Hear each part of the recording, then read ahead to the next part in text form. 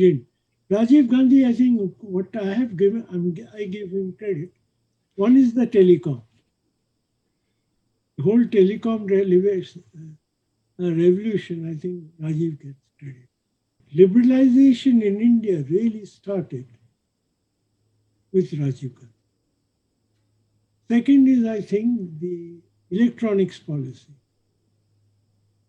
What you see now, Rajiv Gandhi gets credit. Third, I think, is the exports.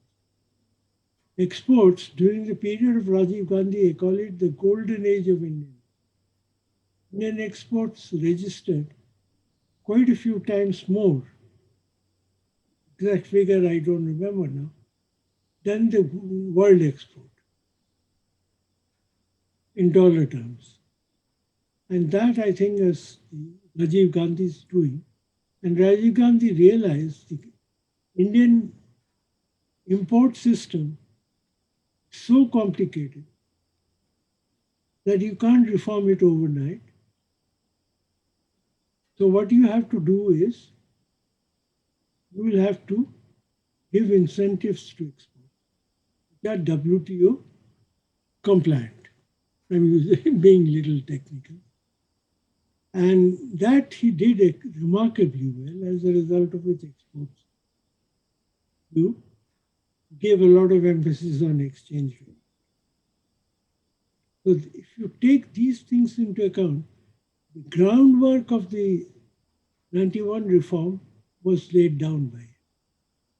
And he also, I think this is something which is not officially publicized, but his last act, Rajiv Gandhi's, was he appointed a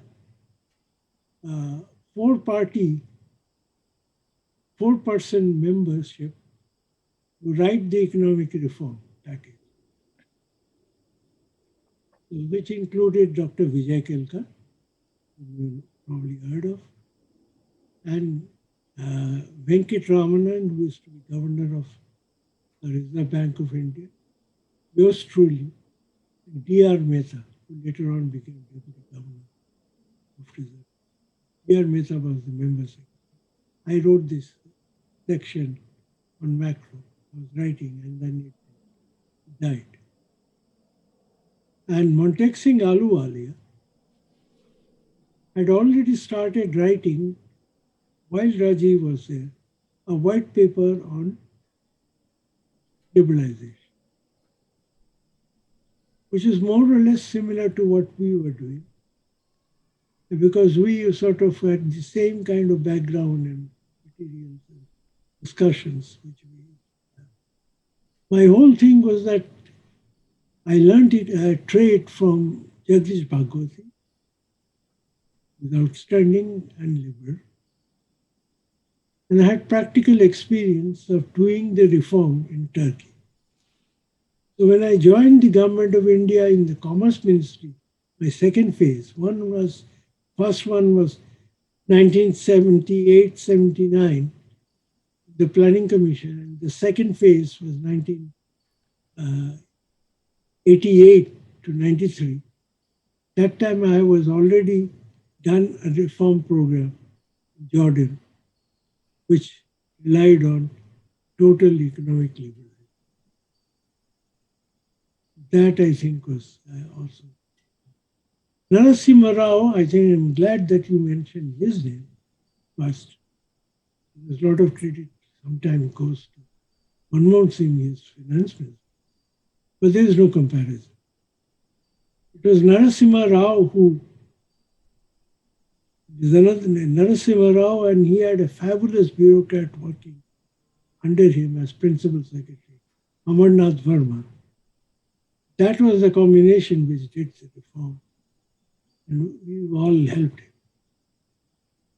Because he had the whole depth and to understand what would be acceptable to the general public and various states, and carried out this.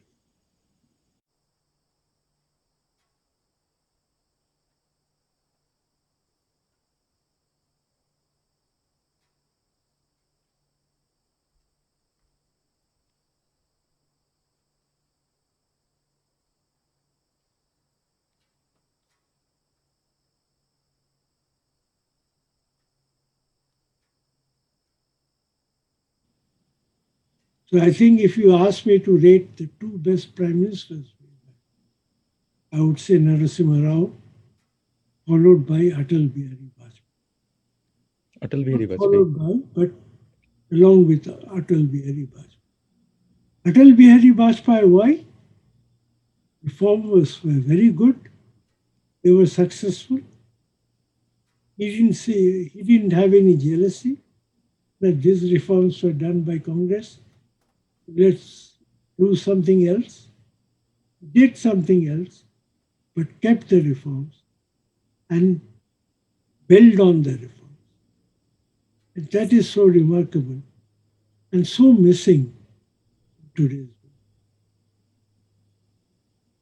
world. What do you think was the most important thing that Atal Bihari Vajpayee did to India, economic terms? One was continuation of the reforms. So nothing was, like we are reducing tariffs, so he kept on reducing tariffs, maintaining the exchange rate, maintaining the. And of course, the other thing is the infrastructure, the roads. The Swarna Chaturbhuj. These Uh, are just a few of them. There are many others. If you look at is how you combine foreign policy with economic policy. And he had very good principles. All reforms can't be done only by the prime minister, but he should have a solid principle. Like Rajesh Mishra was outstanding. Amarnath Verma was outstanding. We don't have anybody like that today with Narendra Modi.